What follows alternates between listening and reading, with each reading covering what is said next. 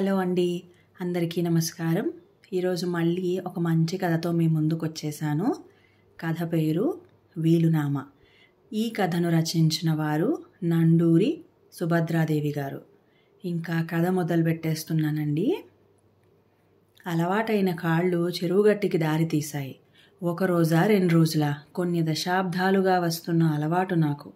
రోజు ఏదో ఒక వేళలో చెరువుగట్టు పావంచా మీద కూర్చుని కాళ్ళు నీళ్ళల్లో పెట్టుకుని నా అరిపాదాల కింద చక్కిలిగింతలు చేస్తూ ఇంద్రధనుస్సు రంగుల్లో మెరుస్తూ తుల్లిపడే చేపపిల్లల్ని, వగరు వాసనతో ఠీవిగా తలెత్తి చూసే రంగురంగుల కలువ పువ్వుల్ని, వాటి మీద హడావిడిగా తిరుగుతూ ఝుంకారం చేసే భ్రమరాల్ని, ఎగిసిపడే పిల్లగెరటాల్ని, చేపల కోసం వచ్చే పేరు తెలియని పక్షుల్ని, తల్లుల కోసం ఆరాటంగా రోడ్డు మీద పరుగులు తీస్తున్న తువాయిల్ని చూడ్డం నా దైనందిన చర్యల్లో ఒకటి. వయసు పెరిగినా అలవాటు మారలేదు. కానీ ఈవేళ ఇవేవీ నన్ను అలరించడం లేదు. మనసుకి సెగ తగిలినట్లుగా భగభగమంటోంది. పేగులు ఆకలితో కరకరలాడుతున్నా ఇంటికి వెళ్ళాలని అనిపించడం లేదు. నా తమ్ముడి పార్థివ దేహం మంటల్లో కాలిపోతున్న దృశ్యమే నా మనోనేత్రం ముందు కదలాడి నాకు శాంతి స్థిమితం లేకుండా పోతోంది. తమ్ముడి మరణం నిజంగానే నిన్ను కుంగదీసిందా? మనసు నిలదీసింది. Heart is the lonely hunter అని ఏ ఇంగ్లీష్ కవి అన్నాడో గాని ఆ మాటలు నా పట్ల అక్షరాలా నిజం.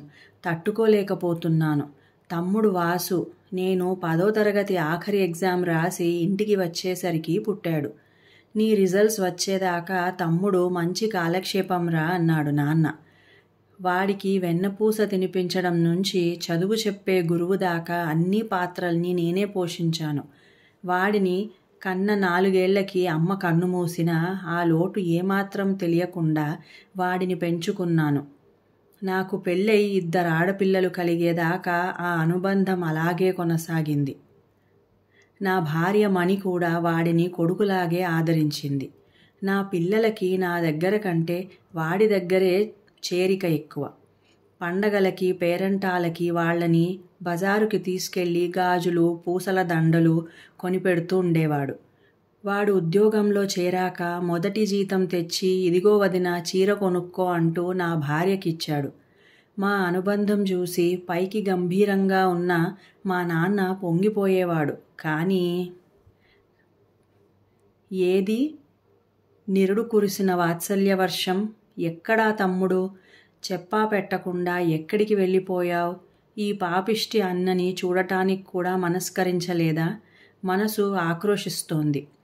తోడబుట్టిన వాడి పట్ల నీ విధిని నువ్వు సక్రమంగానే నెరవేర్చావా అంటోంది హృదయం. జవాబు లేదు నా దగ్గర.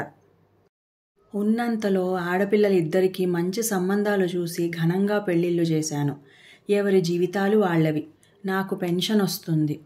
బతుకుకి భరోసా ఉంది. నాన్న దగ్గర అంతగా చేరిక లేకపోయినా ఏ విషయమూ నా దగ్గర దాచని తమ్ముడు ఒక రోజున ఒక అమ్మాయిని తీసుకొచ్చాడు. గుళ్ళో తాళి కట్టానని చెప్పాడు. ఇంట్లో పెద్ద రభసే అయ్యింది. మణి మాత్రం తోడికోడల్ని సాదరంగా ఆహ్వానించింది. ముఖ్యంగా ఆడవాళ్ల మధ్య ఎక్కువగా పొరపొచ్చాలొస్తాయనే అపోహ ఉంది నాలో. కానీ మణి ధోరణి వేరుగా ఉంది. నాన్న మాత్రం పరిస్థితులతో రాజీ పడలేదు. గుట్టు చప్పుడు కాకుండా వీలునామా రాయించుకొచ్చేశాడు. ఉన్న 6 ఎకరాల పొలం, ఇల్లు నా పేరున రాయించాడు.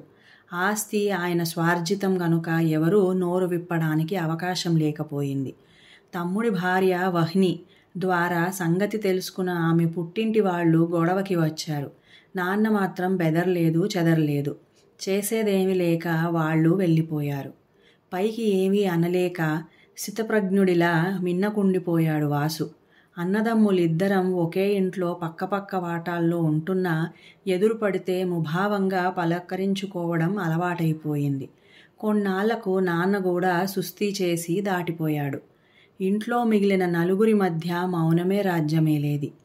ఈ పరిస్థితి జీర్ణించుకోలేని మణి ఒక రోజున నన్ను నిలదీసింది. దేనికైనా ఒక హద్దుండాలి. ఈ పాపిష్టి ఆస్తి కోసం రక్త సంబంధాన్ని దూరం చేసుకుంటారా?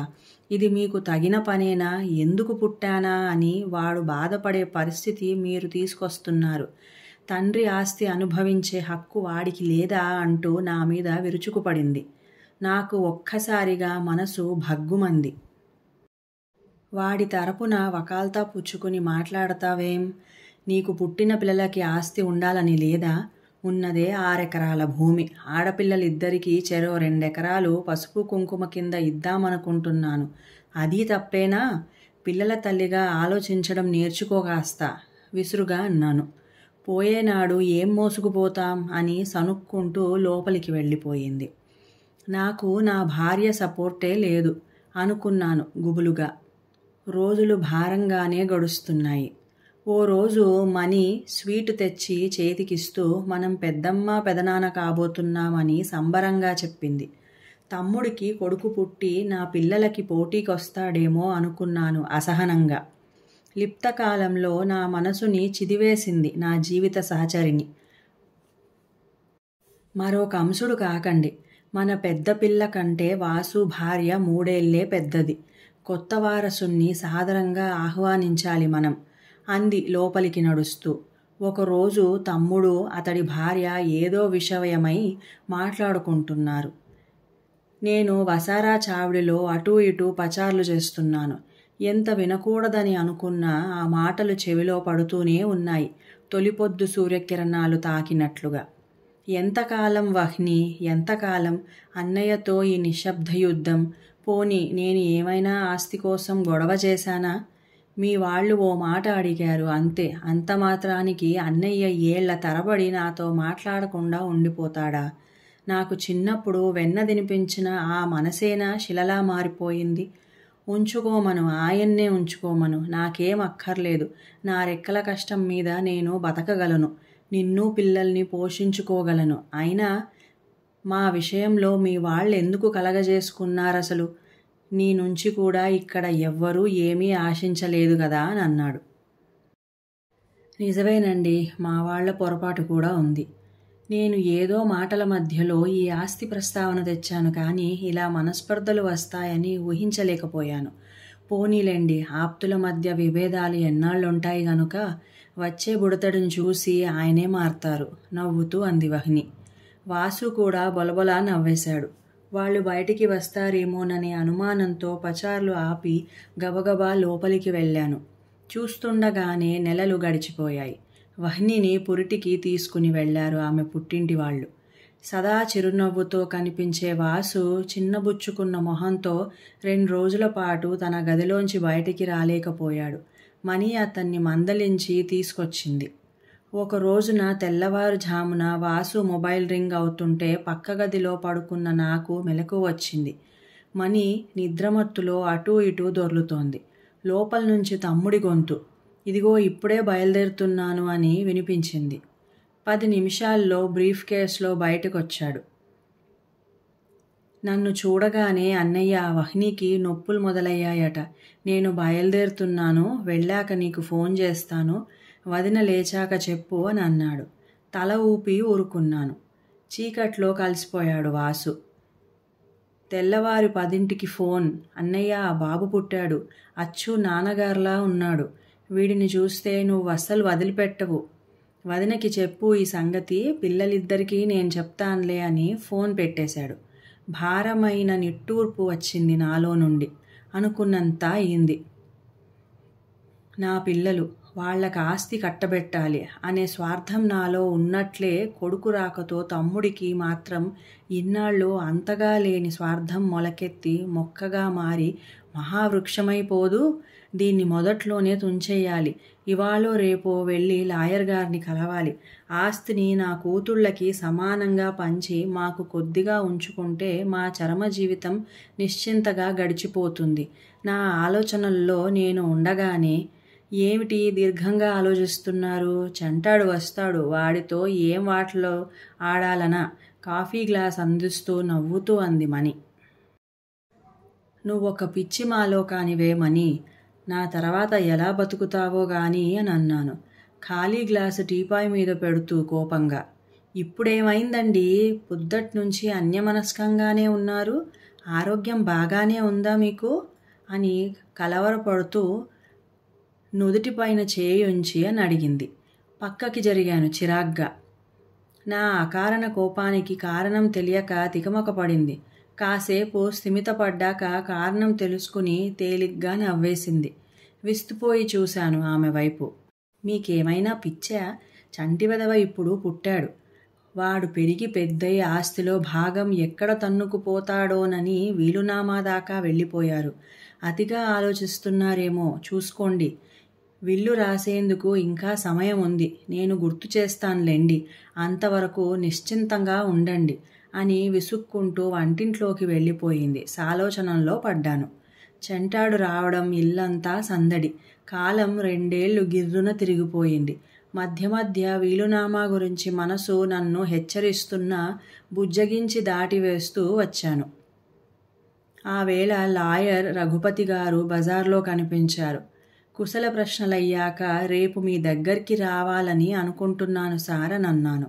రండి అని టైం చెప్పారు ఆయన. సెలవు తీసుకున్నాను. ఇక నా పని నేను చేసుకుపోవాలి, కానీ దీని మాటకి విలువ ఇవ్వడం అనవసరం గట్టిగా మనసులో అనుకొని తేలికపడ్డాను. తెల్లవారి లేస్తూనే వాసు వచ్చాడు. అన్నయ్య, పిల్లాడికి 2 నిండి 3వ ఏడు వచ్చింది కదా, ఈవేళ సింహాలమ్మ గుడికి తీసుకెళ్ళి పుట్టు వెంట్రుకలు తీయించుకొస్తాం అన్నాడు. సరేనన్నట్లు తలూపాను. వాళ్ళు వెళ్ళిపోయారు. స్థిమితంగా నా పనులు కానిచ్చుకుని వంటింట్లోకి కేక పెట్టాను. అలా పొలం వైపు వెళ్ళొస్తా, తలుపు వేసుకోమని బండి లాయర్ గారింటికి దారి తీసే లోపల మా దూరపు చుట్టం సాయి పరిగెత్తుకుంటూ ఎదురొచ్చాడు. నన్ను చూస్తూనే భోరుమన్నాడు. బావా, ఘోరం జరిగిపోయింది. ఇంత పొద్దున్నే వాసు ఎక్కడికి బయలుదేరాడు? వెహికల్కి లారీ గుద్దుకొని యాక్సిడెంట్ అయ్యి ఆ అమ్మాయికి బాగా దెబ్బలు తగిలాయట. చంటాడు దూరంగా పొదల్లో పడబట్టి బతికిపోయాడు. కానీ వీడు, మన వాసు, ఆ చెరుకు లారీ కింద పడి ఇక చెప్పలేక జేబు రుమాల్ని ముఖానికి అడ్డం పెట్టుకున్నాడు. వెక్కి వెక్కి ఏడుస్తున్నాడు. స్థానువైపోయాను. మెదడు మొద్దుబారిపోయింది. శూన్యంలోకి చూస్తుండిపోయాను. ఏం జరిగింది? ఏం వింటున్నాను? ఇంట్లో ఫోన్ రింగ్ అవ్వడం తెలుస్తోంది. మణి భోరున ఏడుస్తూ బయటకొచ్చింది. ఇంటి ముందు ఒక్కొక్కరు పోగవుతున్నారు. జరగాల్సిన తతంగం యాంత్రికంగా జరిగిపోతోంది. అప్పుడు మొదలైన నా ఈ శూన్యపు చూపుల్లో 10 రోజులు గడిచిపోయినా మార్పు రావడం లేదు. నా తమ్ముడి రూపం పొత్తిళ్లలో గుప్పిళ్ళు మూసుకున్నది లగాయతు దహనం అయ్యేదాకా ఒక్కొక్కటిగా కళ్ళ ముందు కదిలి ఒక్కసారిగా భోరుమన్నాను. పేగులు కదిలిపోతున్నాయి. భగవాన్, మనుషులు మరణిస్తే గాని మిగతా వాళ్ళకి వాళ్ళ విలువ తెలియదా? నిన్న మొన్నటిదాకా ఎంత స్వార్థంతో ఉన్నాను. విసిరేస్తేనే గాని నాకు చేతిలోని రత్నం విలువ తెలియలేదు. నాకు అష్టైశ్వర్యాలు అక్కర్లేదు తండ్రి, నా తమ్ముడు నాకు కావాలి. మరోసారి భోరుమన్నాను. ఎందుకు ఏడుస్తున్నావు పెదనాన్న? అమ్మ కొట్టిందా? బుజ్జి చేతులతో తుడిచాడు చంటాడు. ఆర్దిగా వాణ్ణి గుండెలకి హత్తుకుని లోపలికి నడిచాను. మరదలు పుట్టింటికి వెళ్ళిపోవడానికి అన్నీ సర్దుకుంటోంది. ఏంటమ్మా అన్నీ సర్దుకుంటున్నావు అని అడిగాను కంగారుగా. ఇక ఏం మిగిలింది బావగారు నాకిక్కడ అంటూ కళ్ళు తుడుచుకుందామే. ఏమీ లేకపోవడం ఏంటమ్మా? ఈ ఇంట్లో సగభాగం, పొలంలో సగభాగం, పాడిలో సగభాగం వీడివి, నీ బిడ్డవి, నీవి కావా? నిన్నటిదాకా నాకిద్దరు పిల్లలు, ఇప్పట్నుంచి 3.